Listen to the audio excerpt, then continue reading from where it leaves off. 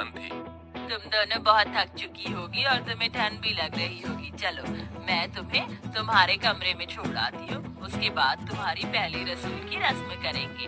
केसरी ऐसा कहकर अपनी दोनों बहू को उनके कमरे में लेकर जाती है, जहाँ दोनों बहू थोड़ी देर आराम करती है। कुछ ही देर में केसरी उनके पास आती है और उन्हें पहली रसोई की रस्म के लिए बुलाती है।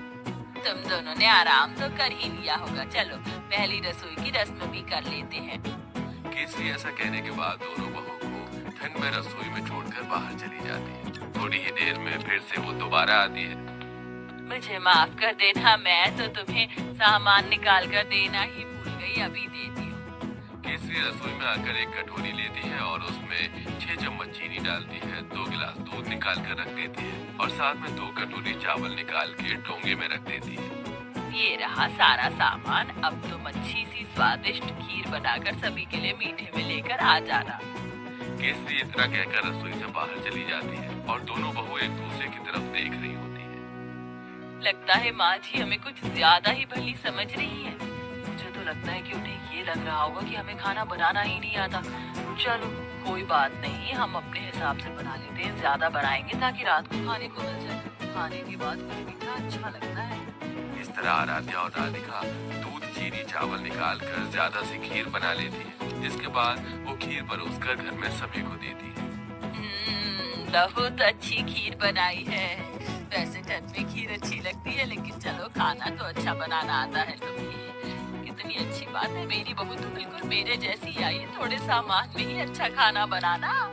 केसरी ये सोचकर बहुत खुश हो रही होती है। वो कुछ देर बाद अपने कमरे में आराम करने चली जाती है। अब दोपहर का खाना बनाने की बारी आती है, तो दोनों बहू ठंड में रसोई में आती है। कुछ ही देर में केसरी भी रसोई में आती है।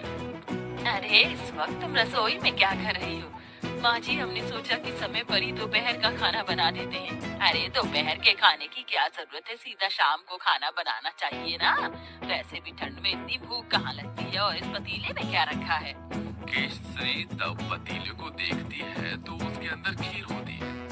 ये भगवान, इतनी सारी खीर! तुम दोनों ने इतनी सारी खीर कैसे बना दी, जबकि मैंने तुम्हें सिर्फ 2 कटोरी चावल दिए थे, 2 गिलास दूध दिया था। अरे माँ जी, हमने ज्यादा इसलिए बना ली थी ताकि हम रात तक आराम से खीर खाते रहें। हे भगवान, तुम्हारा पेट है कि कुआं? आज के बाद ऐसा बिल्कुल नहीं होना चाहिए। जितना मैं सामान दूंगी उतना ही बनेगा। ठंड में इतना खाना कोई नहीं खाता। लेकिन माँ जी, लेकिन वेकिन कुछ नहीं। इस घर को चलाना है या घर की बर्बादी करनी है? आज से ही अपने कान में आटा लगा लो, मेरी ये गलती नहीं होनी चाहिए। राम राम राम, इतनी सारी खीर देखकर कहीं आज मुझे हार्ट अटैक ही ना आ जाए। ऐसा बोलते बोलते केसरी अपने कमरे में चली जाती है और दोनों बहू ठंड में कांपते हुए एक दूसरे को देखती रह जाती है। फिर आती है रात को खाना बनाने की बारी। तो रात को जब खाना बनाने दोनों बहू ठंड से कांपते हुए रसोई में जाती है, उनसे पहले वहाँ केसरी मौजूद होती है। उसने पहले ही सब कुछ गिनती करके निकाला होता है।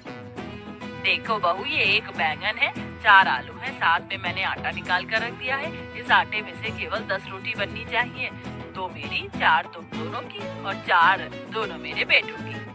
ऐसा कहकर केसरी रसोई में चली जाती है। इस तरह दोनों ही बहू कंजूस सास से बहुत ज्यादा परेशान हो जाती है।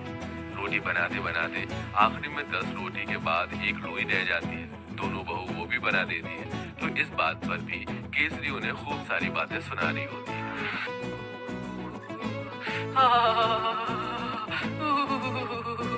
बहुत डर लग रही है। एक तो घर के सारे काम करो, ऊपर से खाना भी बनाओ, तो गिनती का मेरा तो पेट भी नहीं भरता। पता नहीं कंजूस सास हमें कुछ खाने क्यों नहीं देती। सही बोल रही हो, ऊपर से रसोई में काम करते हुए ठंड लगती है। हमारी सास हमें एक हीटर भी नहीं ला कर दे सकती। वैसे मुझे बहुत जोरों से भूख लगी है, तो रोटी में मेरा क्या होगा? एक आखिरी में 10 रोटी के बाद एक लोई रह जाती है। दोनों बहू वो भी बना देती हैं। तो इस बात पर भी केसरी उन्हें खूब सारी बातें सुना रही होती है।